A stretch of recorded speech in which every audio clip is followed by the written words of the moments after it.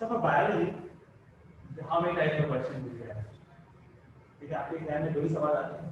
Question 1 can be based on literally any, कुछ भी आ सकता है. ठीक है, predominantly क्या आता है? Food test. 70% of the time student have food test. और अगर food test आ जाता है तो उससे आसान सवाल कोई भी नहीं हो सकता. ठीक है, food test ज़ाहिर है ऐसे नहीं आएगा कि खाना आपको दे दिया और बताया. ऐसे नहीं है, अलग-अलग टाइप्स हैं, तो वो हम डिटेल में डिस्कस करेंगे. मैं चाहता हूँ बायोलॉजी में जो स्टार्ट करें हम क्वेश्चन 2 से स्टार्ट करें. ठीक है, question 2 basically consist of what? It consist of a microscope और a photometer. Basically it's related to slides. ठीक है, तो आपने उसका आइडेंटिफाई करना होता है. आइडेंटिफाई करके स्पेसिमेन को आइडेंटिफाई करके उसकी ड्राइंग बनानी होती है जिसको हम प्लान ड्राइंग कहते हैं. ठीक है, प्लान ड्राइंग के कुछ रूल्स होते हैं वो फॉलो करना होता है. वो आपने फॉलो नहीं किए तो आपको मार्क्स नहीं मिलेंगे. ठीक है, उसके ऊपर हम बात करते हैं. सो जब क्वेश्चन 2 के अंदर सबसे जो मेजर पार्ट है ना उसका that is a plan drawing. ठीक है, you would be really very lucky अगर आपको प्लान ड्राइंग के माइक्रोस्कोप के अलावा तो आपको माइक्रोस्कोप के अलावा उन्होंने फोटो माइक्रोग्राफ. बस फोटो माइक्रोग्राफ का सबसे अच्छी चीज है उसको सेट नहीं करना होता. माइक्रोस्कोप को सेट करना बाय डिफॉल्ट. जो आपका एग्जामिनर है he is liable to set it up for you. आप उसको 10 बार बोलेंगे वो आपको 10 बार सेट करके देगा. लेकिन प्रॉब्लम क्या होती है? प्रॉब्लम ये होती है कि माइक्रोस्कोप जो होता है वो आपके आई साइट के ऊपर बहुत ज्यादा डिपेंड करता है. तो if your I site is perfect and examiner I site is weak तो उसका माइक्रोस्कोप में एक ऑप्शन होता है फोकस करने. तो उसका जो फोकल पॉइंट होगा वो अलग होगा तुम्हारा अलग. तो वो चाहे जितना भी सेट करके दे चाहे तुमसे मैच ना. ठीक है, वो that I have to teach you how to do this. Microscope नाम लिखा हुआ है सामने. ठीक है, I have a microscope and I have a collection of slides as well जो हमने कैम्ब्रिज से ली है. ठीक है, तो वो स्लाइड्स भी हमारे पास जो मेजॉरिटी आती है ना उस हिसाब से. And I also have a presentation on slides from the last 7 to 8 years. जो भी स्लाइड्स टेस्ट हो चुकी हैं वो सब हैं उसमें विद ड्राइंग्स. बात ये है कि पुराने ज़माने में जब हम पढ़ते थे ना तो पावर पॉइंट पर इतना चलता नहीं था. तो वो क्या करते थे, स्लाइड दिखाते थे. हाँ बेटा ये नजर आ रहा है, जी जी नजर आ रहा है. ऐसे होता है ना, नजर आ रहा है नहीं आ रहा, हाँ नजर आ रहा है सब. तो ना हम पावर पॉइंट पे वो सारा करेंगे कि exactly what structure is what and then you will get to see it on the slide as well. तो फिर आप उसको एप्रिशिएट करोगे कि हाँ ये चीज है जो हमने बनानी है या देखनी है. ठीक है, तो हमारी जो स्ट्रेटजी होगी वो होगी we are going to start with photo micrographs first. Photo micrograph I think हम कोई 4 to 6 प्रैक्टिस करेंगे हर क्लास में 2 करके. फोटो माइक्रोग्राफ्स के डिफरेंट टाइप्स होते हैं. डिफरेंट टाइप्स ऐसे होते हैं कि सामने एक 2007 और 8 में वैरायटी आई थी. फिर 2-3 साल फोटो माइक्रोग्राफ खत्म हो गए. फिर 2010 में एक नई वैरायटी आई थी और 13 तक चली गई. फिर 2-3 साल फोटो माइक्रोग्राफ खत्म हो गए. फिर वापस वही 2007 और 8 वाली वैरायटी वापस आई है. सो ये इसी तरह से इनकी वेरिएशन चलती है. So you will do all those types. Photo micrograph में there will be an image. That image is actually an electron microscope image or a light microscope image जो पिक्चर कैप्चर करके आपको दे दी जाएगी. ठीक है, उस पिक्चर को देख के there are 2 types of questions that they can ask. Question 1 would be a pattern. Question 2 would be magnification. ठीक है, तो आपने देखिए पास पेपर से यही सवाल आते हैं फोटो माइक्रोग्राफ से. ठीक है, उसके बाद और भी आते हैं. स्टार्टिंग में ये होंगे. प्लान ड्राइंग के बेसिकली डिफरेंट काइंड्स के मार्क्स होते हैं. Plan drawing minimum is of 4 marks, maximum is of 6. जब 4 मार्क का होता है तो उसमें 4 चीजें होती हैं जो आपने करनी है. वो क्या है? सबसे पहला रूल प्लान ड्राइंग का क्या है? प्लान ड्राइंग कितनी बड़ी होनी चाहिए?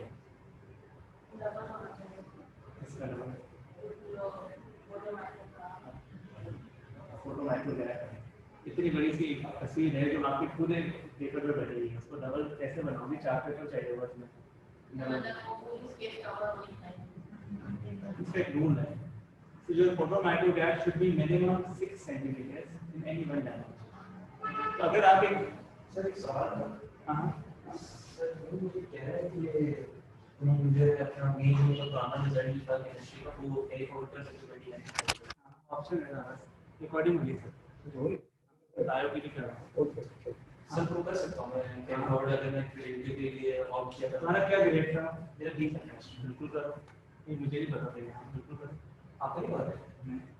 हाँ जी नहीं मुझे ये नहीं पता था तुम्हारा बी है. तो तुमने शायद हाँ याद है. आज फोन पे तुमने मुझे जिक्र किया था शायद. जी जी से वो दे गया ना. ठीक हाँ नहीं करो बिल्कुल फॉरवर्ड करो. तो आप एक बार ये करेंगे. हाँ फिर तो खाली एक की जरूरत नहीं है. बस ये बिल्कुल सही कह रहे हैं। नूर आया है क्या फोन पे बात की? अच्छा सही से तो देखो अगर ऑलरेडी तुम्हारा भी है तो खुद के ये इन्होंने इसका अलाउ किया है ना specifically for this time not allowed से फॉर श्योर ना कोई नहीं खबर मुझे तो लगा कि मैं तो तैयारी कर रहा था नहीं 1.5 ईयर का एसएम का कट ऑफ होता है आई थिंक ना सेकंड सेशन तक का होता है ठीक है लेकिन इस बार उन्होंने इसको वो किया है सर कोविड की वजह से उन्होंने थर्ड सेशन तक के लिए सर 2021 में वैलिड है ना जो ईयर रिजल्ट आएगा वो फाइनल रिजल्ट होगा जो तुम्हारा रिजल्ट है ना सारी जिंदगी के लिए वैलिड है अच्छा लेकिन तुम्हारा एएस का जो रिजल्ट होता है ना वो तुम्हारे सेशंस के बेस पे होता है ओवरऑल लेवल का रिजल्ट तुम्हारा जो तुम चाहो वो तुम लेके जा सकते हो एक बार मैंने आ गया मेरे ईयर में ओवरऑल रिजल्ट फिर केएस का रिजल्ट वैलिड हो गया लेकिन लोग इसीलिए कोशिश करते हैं कि हम जो सब्जेक्ट्स दें ना हमारी मार्किंग स्कीम जो सर्टिफिकेट आए ना उस पे ग्रेड्स अच्छे हो अच्छा तो लोग जो कुछ लोग एक्स्ट्रा सब्जेक्ट दे रहे होते हैं प्राइवेटली तो वो प्राइवेटली इसीलिए देते हैं एक्स्ट्रा के उनको डाउट होता है हमारा ग्रेड अच्छा नहीं आएगा तो हमारी मार्किंग पूरी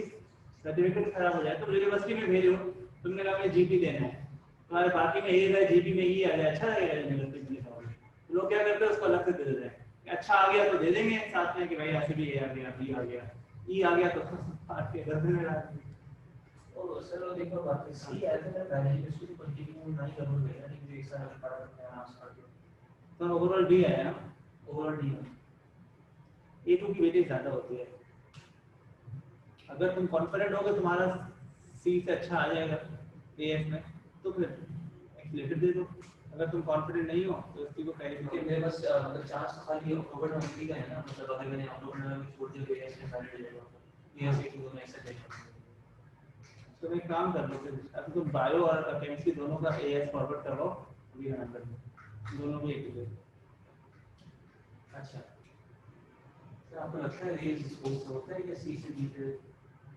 मुश्किल है चलिए साथ में चेक कर लीजिए हाँ मैथ्स में होता है लेकिन उन्होंने अभी जिस तरह की बातें की थी उन्होंने इसके लिए एक्सपेक्टेड ग्रेड के लिए कि भाई we have noticed that students normally get the same और वन लेस वो एक्सपेक्टेड ग्रुप ठीक कर दिया उन्होंने तो इस बात से मुझे यकीन है कि वो बढ़ाएंगे तो नहीं इम्पॉसिबल बात है almost next to impossible hardly कभी होता है बढ़ जाए बट मैथ्स में बढ़ सकता है उसकी वजह ये होती है मैथ्स से कैलकुलेशन होती है ना आप थ्योरी नहीं लिखते हो आपने कैलकुलेशन सही किए मार्क्स मिलेंगे नहीं किए तो नहीं मिलेंगे it's like you know straight forward thing तो उसमें हो जाता है थ्योरी में मुश्किल होती है अच्छा तो सर अगर सर तुम्हें केमिस्ट्री की प्रैक्टिकल्स की तो जरूरत नहीं पड़ेगी सर मैं अगर तुम केमिस्ट्री फॉरवर्ड कर रहे हो तो सर तो यहाँ पे केमिस्ट्री क्लासेस वगैरह होती है केमिस्ट्री क्लास अभी सर सर वो अपना नीचे जाके दे हम बायो की क्लास में अच्छा ओके अब नहीं सर अरे वेलकम या सो मिनिमम 6 मैं ज्यादा नहीं ला रही तो बता रहा हूं ठीक है so minimum 6 centimetre in any one dimension तो फॉर दैट अगर तुम्हें ट्यूबुलर स्ट्रक्चर बनाना है tubular structure will be rectangular right अब उस स्ट्रक्चर को डायरेक्ट एक डायमेंशन में आप 6 रखेंगे तो दूसरे में 6 पॉसिबल ही नहीं है कम होगा तो that is come in any one dimension आप सर्कुलर बना रहे हैं ओवल बना रहे हैं ट्रायंगुलर बना रहे हैं किसी भी एक डायमेंशन में वो 6 सेंटीमीटर होना चाहिए नॉर्मली जब हम ट्रैकिया का बनाते हैं ना तो इस तरह से होता है ठीक है अब ये रूलर लो किसी भी एक तरह से वो 6 होना चाहिए किसी भी एक तरह से तो 6 है आपको माफ करिए ठीक है तो पहला रूल है कि your plan drawing should be minimum 6 centimetre in length in any one dimension ठीक है next the diagram that you are going to draw should have clear unbroken lines सही है क्लियर अनब्रोकन लाइन का मतलब ये जैसे मैंने ये बनाया ये देखो ये ब्रोकन है मार्क किया नहीं मिलेगा ठीक है तो एग्जाम में जब बनाएंगे आप विल मेक श्योर कि इट्स यूनिफॉर्म इसमें कोई वो ऑप्शन ना हो कि आपने ओवर राइटिंग कर दिया कुछ क्लियर अनब्रोकन लाइंस तीसरी ऑब्वियसली द प्लान ड्राइंग का मतलब क्या होता है प्लान का मतलब क्या है अगर बिल्डिंग का मैं प्लान बनाऊंगा तो मैं क्या बनाता हूँ this is the layout of my building these are the rooms these are the washrooms ये बनाते ना ये तो नहीं बनाते ना मुझसे कि सिंक यहाँ रखा हुआ है मैंने वॉल क्लॉक इधर लगाना है बेड इधर रखना है वो तो कोई बिल्डिंग वाले बनाते एक अलग बात है otherwise the plan actually has just the boundaries वही प्लान है वही बात है कि आप जो स्ट्रक्चर बना रहे हैं आपने इंडिविजुअल स्ट्रक्चर्स नहीं बनाने हैं इसके अंदर आपने लेयर्स बनाना है तो तो जो लेयर्स आप बनाएंगी आपके फोटो माइक्रोग्राफ में या स्लाइड पे जो प्रोपोर्शन है लेयर्स की उसी प्रोपोर्शन में यहाँ बनाना है। और अगर आप आर्टरी बनाने तो आपने जब आर्टरी को देखा तो उसका इंटीमा कितना है, मीडिया कितना है, एक्सटर्नल कितना है, उस हिसाब से अपने स्टडी बनाना है कि मिडिल सबसे थिक बना दी, एक्सटर्नल थोड़ी कम बना दी, जैसे प्रोपोर्शन बनाना है। मतलब आपको अगर नजर आ रहा है कि media is thicker than external तो आपने डायग्राम में दिखाना है कि मीडिया थिकर देन एक्सटर्नल, पर प्रोपोर्शंस कांस्टेंट रखने की कोशिश करो। यानी कि अगर तुम्हें लग रहा है कि एक्सटर्नल आधा है मीडिया का तो तुम्हें यहाँ पे भी आधा दिखाना है, सही है, मेजर करके ही अंदाजा। तो तीसरा मार्क किस चीज का होता है, तीसरा मार्क इस चीज का होता है कि layers should be drawn in proportion, ठीक है। चौथा मार्क किस चीज का मिलेगा, और मैंने कहा 4 मार्क का होता है। चौथा मार्क मिलेगा नो शेड, शेड नहीं करना, कलर नहीं करना, लेयर का नाम सही, ये मिल गए 4। तो 5 मार्क की प्लान बनाएंगे तो क्या करेंगे, 5वें मार्क का मतलब ये, अच्छा एग्जाम में लिखा नहीं होगा मार्क्स देख के तो मैं डिसाइड कर लिया। 5 मार्क का जो है तो आपने इसको लेबल दिया, एक मार्क को लेबलिंग का होता है, जैसे आपने लेयर्स को लेबल करते हैं। लेयर को जब लेबल करते हैं तो इसमें आपने लेबलिंग करनी है, वो एनाटॉमिक लेबलिंग करनी है, फिजियोलॉजिक। फिजियोलॉजिक का मकसद है फंक्शनल, एनाटॉमिक का मतलब है कि ये एक्शन नाम है। अगर हम आर्टरी की बात करें तो आर्टरी के अंदर हमने कहा क्लिनिका, इंटीमा, क्लिनिका मीडिया, क्लिनिका एक्सटर्नल, ये फिजियोलॉजिकल है। फिजियोलॉजिकल क्लिनिका इंटीमा की जब मैं बात करता हूँ तो मुझे दिमाग में क्या आता है, इनर लेयर। क्लिनिकल मीडिया की बात करता हूँ तो मुझे लगता है मस्कुलर लेयर। क्लिनिकल एक्सटर्नल की बात करूँगा तो मुझे लगेगा इलास्टिक लेयर। ये फंक्शन है ना, ये गलत है। आपने जब आर्टरी को लेबल करना है तो आप क्या करेंगे, इनर लेयर, मिडिल लेयर, सही है, ये बेसिक नाम है इसका, ल्यूमेन। ट्रैकिया को लेबल कर रहे हैं, lumen, C shape cartilage, connective tissue, fragmentation, ठीक है। That is what you are labeling इनके पास। छठा मार्क किस चीज का, अगर वो यूजली नहीं हो, अगर एनोटेशन, एनोटेशन का क्या मतलब है, it not only able to label but also to write a function. Annotation usually vascular structures की आती है, डायग्राम, ठीक है। तो अगर आपने ल्यूमन लेबल किया तो आप लिखेंगे कैरी इज ब्लड। अगर आपने इनर लेयर लिखा है तो आप बता देंगे कि अलाउज ट्रांसपोर्ट ऑफ मटेरियल।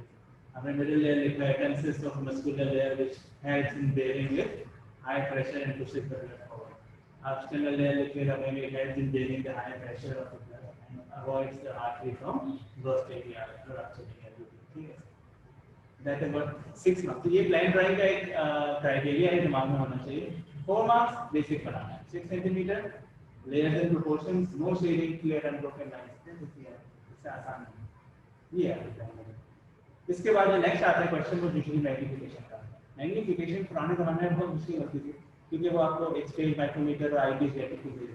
अब स्ट्रेट माइक्रोमीटर और आईपीस जेट यूजुअली नहीं देते, लेकिन 2018 में दिया, 18 होगा, 19 में दिया था बहुत ऐसे बात। इसकी वजह ये है कि नहीं देते थे, इसकी वजह ये थी कि straight micrometer is very expensive, बच्चे माइक्रोस्कोप पे फिक्स करने में उसको तोड़ देते हैं, ठीक है। और अगर आपके पास फोटो माइक्रोग्राफ है तो उसमें तो आपको स्ट्रेट माइक्रोमीटर तो ही नहीं देते, इसलिए photo micrograph is more easy for all aspects, ठीक है।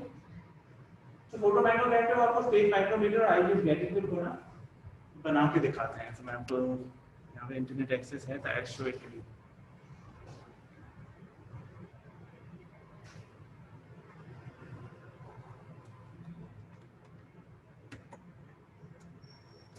काम करते हैं, गूगल ड्राइव में चलते हैं तो मैं ड्राइव से चला रहा हूँ।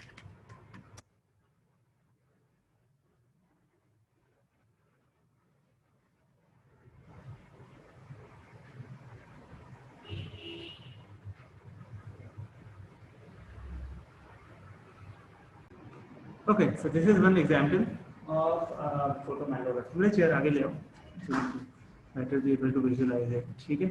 So इसके अंदर अब ये स्ट्रक्चर क्या है? The point is, even if you don't know what the structure is, you should be able to draw and identify the different layers. सही है? ये by default वैसे अगर मे बी तुम्हें अभी आइडिया अगर ना भी हो तो फर्क नहीं पड़ता, ये एक ट्रैकिया का स्ट्रक्चर है। How would you identify this is trachea? आप इस C-shaped cartilage देख सकते हैं इसके अंदर, ठीक है। So this is the C-shaped cartilage over here, ये जो जा रही है, ठीक है। ये पूरी C-shaped cartilage है, ये इसका ल्यूमेन है, ठीक है, और ये इसकी एक इनर लेयर है। तो आपने ये लेयर वाइज का प्लान ड्राइंग बनाना है, वो I show you how they ask, क्या बनाइएगा। अभी आपको बुक भी दिलाऊंगा अभी, ठीक है। है दिया। अच्छा ठीक है, so draw a large low power plant diagram of the specimen in this photo, so that will be good. ठीक है, इसके बाद जो नेक्स्ट क्वेश्चन हम लोग पूछते हैं ना वो होता है ये, ठीक है, इसके अंदर they are going to ask you to determine the magnification or diameter of the lumen, for example। तो उन्होंने क्या किया, उन्होंने दो चीजें दी आपको।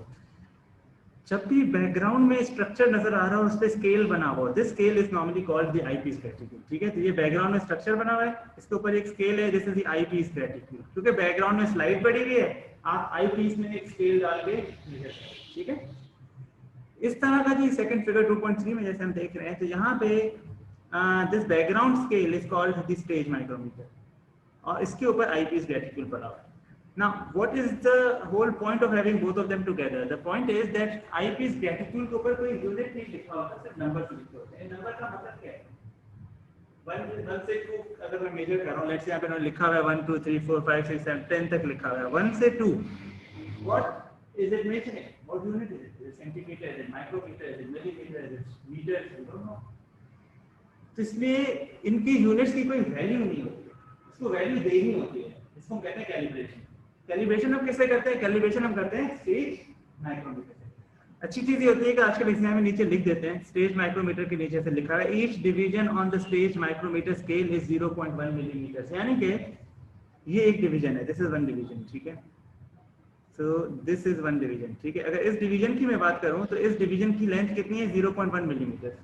तो आप कैलिब्रेट कैसे करते हैं? आपने स्टेज माइक्रोमीटर के कोई भी दो पॉइंट्स को आईपीस रेटिक्यूल के किसी भी दो पॉइंट पर अलाइन करना है, such that the aligning is exact. For example अब मैंने इसको ऐसे अरेंज किया हुआ है, मैंने क्या एग्जामिनर ने करके दिया है कि 0 जो है वो 4 के साथ कोइंसाइड कर रहा है, 0 ऑन द आईपीस। ठीक है, तो ये हो गया पहला पॉइंट। अब मैं यहाँ से देखते जाऊंगा कि मेरे और कौन सा पॉइंट है जो एग्जैक्ट अलाइन कर रहा है। तो अगर मैं देखूँ तो मेरा जो 9 है वो मेरा 5 के साथ अलाइन कर रहा है।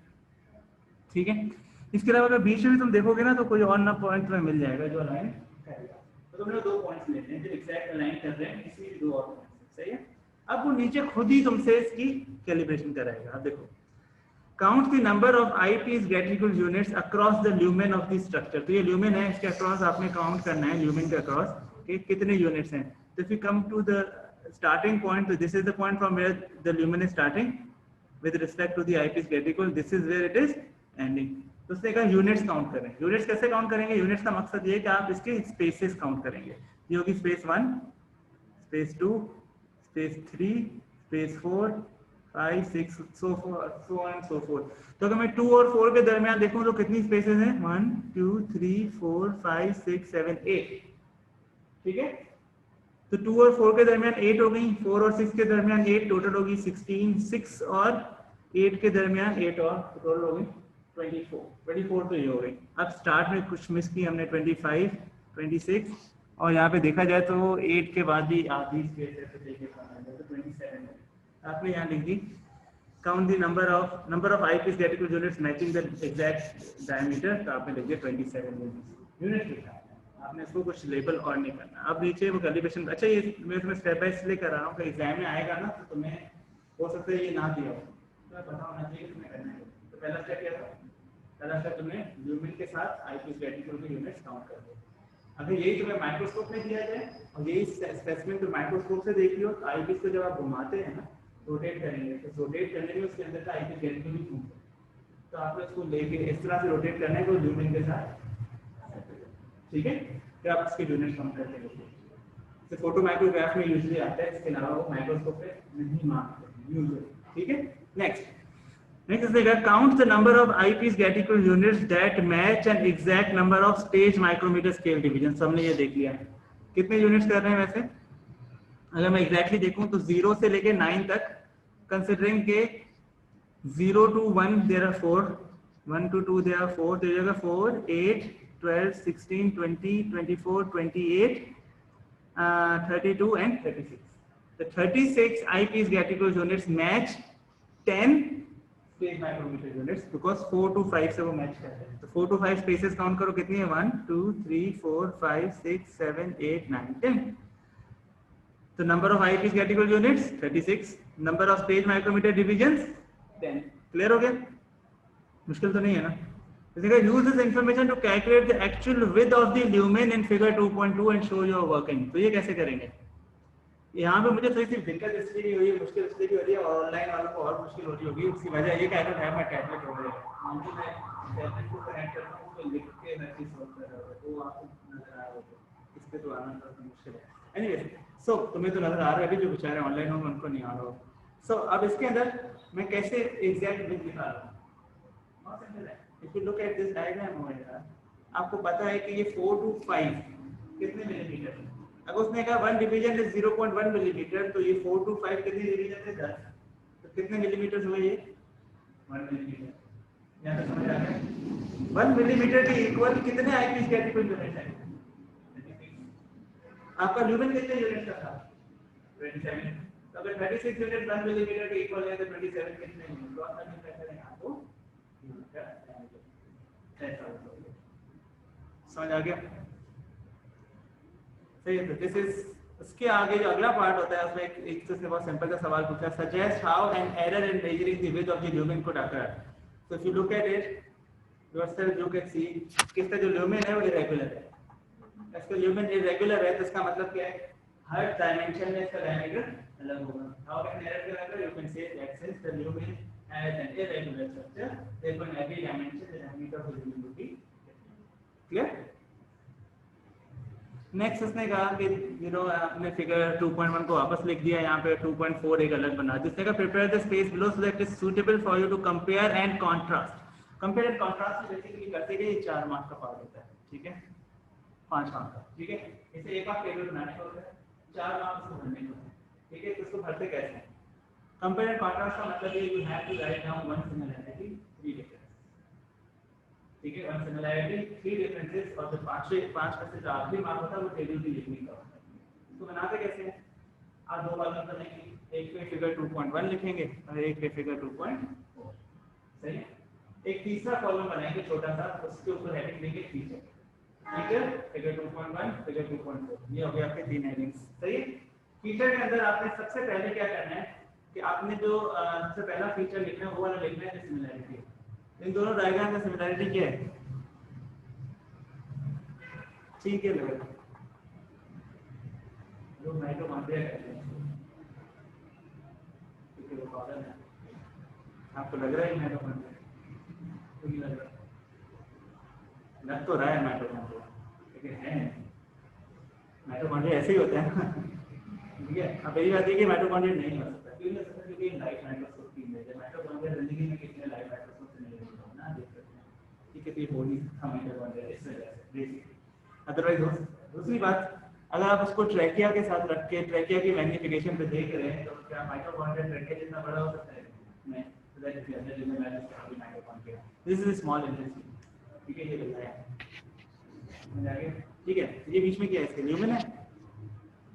तो सिमिलरिटी क्या होगी? आप पहला फीचर लिखेंगे, फीचर वुड बी ल्यूमेन, फिर आप जो पहला वाला जो कॉलम है ना उसकी डिवीजन को खत्म कर देंगे, तो लिखेंगे बोथ हैव अ ल्यूमेन। इसके नीचे जितने भी कॉलम है ना वो डिवाइडेड होने चाहिए।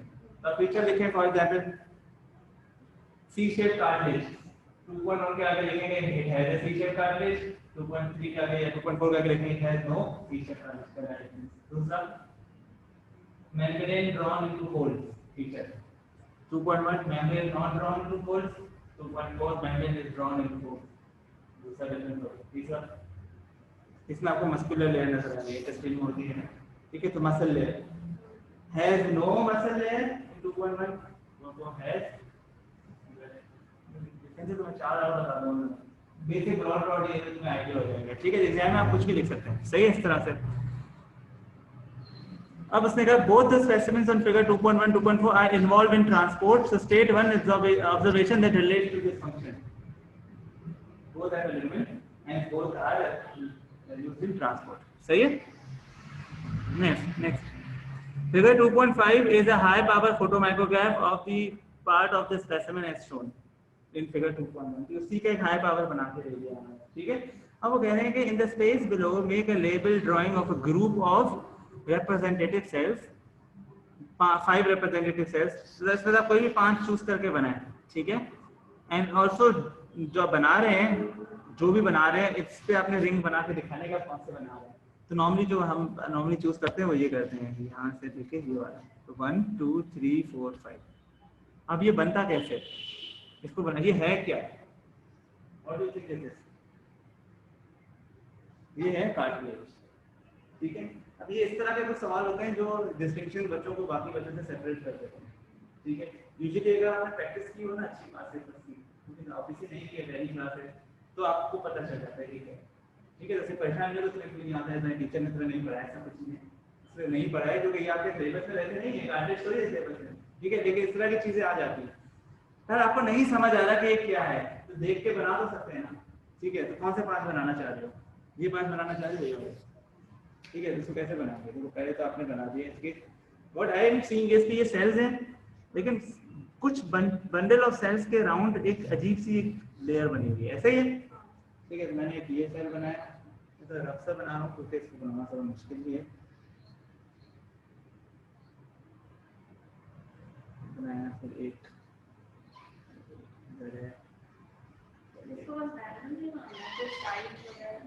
जैसा है वैसे बनाना है, ठीक है। और 5वां यहाँ पे है जो सही से दिख नहीं रहा है, ठीक है। अब इसके राउंड उन्होंने ऐसी व्यू सी चीज़ बनाई है, जैसी दिख रही है वैसी बनानी है। मैं बगैर बगैर उसको देख के यहाँ बनाना थोड़ा मुश्किल है, ये बना दिया, ठीक है। आप इसको लेबल भी करेंगे, लेबल कैसे करेंगे तो मैं तो बता दें क्या, ये बेसिकली कार्टिलेज है, तो उसके अंदर इस सेल्स को हम कहते हैं लेक्यूनर सेल्स, ठीक है। This cells are called lacunar cells, और ये जो व्यू है ना इसको कहते हैं लेक्यूनर आइलैंड, ठीक है। अच्छा, सेल्स को ना आप कॉन्ड्रोसाइट्स भी कहते हैं, कार्टिलेज के सेल्स का क्या कहते हैं, कॉन्ड्रोसाइट्स, ठीक है। जैसे जैसे मसल सेल्स को आप फाइब्रोसाइट्स भी कहते हैं, या ऐसे बोन के सेल्स को ऑस्टियोसाइट्स कहते हैं, तो कार्टिलेज के सेल्स को कॉन्ड्रोसाइट्स, ठीक है। फाइबर के सेल्स को फाइब्रोब्लास्ट कहते हैं। इस तरह के कुछ नाम है, वो सारे आपके रिलेटेड नहीं है, तो आप ज़्यादा डिटेल में नहीं जाएंगे, अच्छा है, ठीक है। क्वेश्चन है तो पूरे पर्चे में अगर किसी बात में प्रॉब्लम हुई होगी तो ये आखिरी बात है, राइट। चलो, out of 19 you can safely secure 15 by just doing what they're asking you. So that's how photometrograph is, सही है। तो आपके पास जो आपके बुक है ना, देखो मैं कुछ बताया था, उसमें प्रैक्टिस करना शुरू कर दो ताकि जल्दी खत्म हो जाएगी, तो ज़्यादा अच्छा है। What we do is until the next class,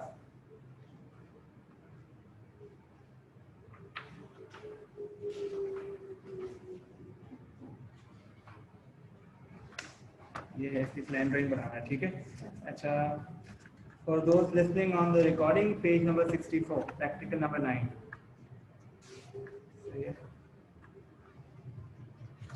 ये करना है और इसी के जैसा एग्जैक्टली सिमिलर टाइप का ये नजर आ गया, I think multiple printing use है, तो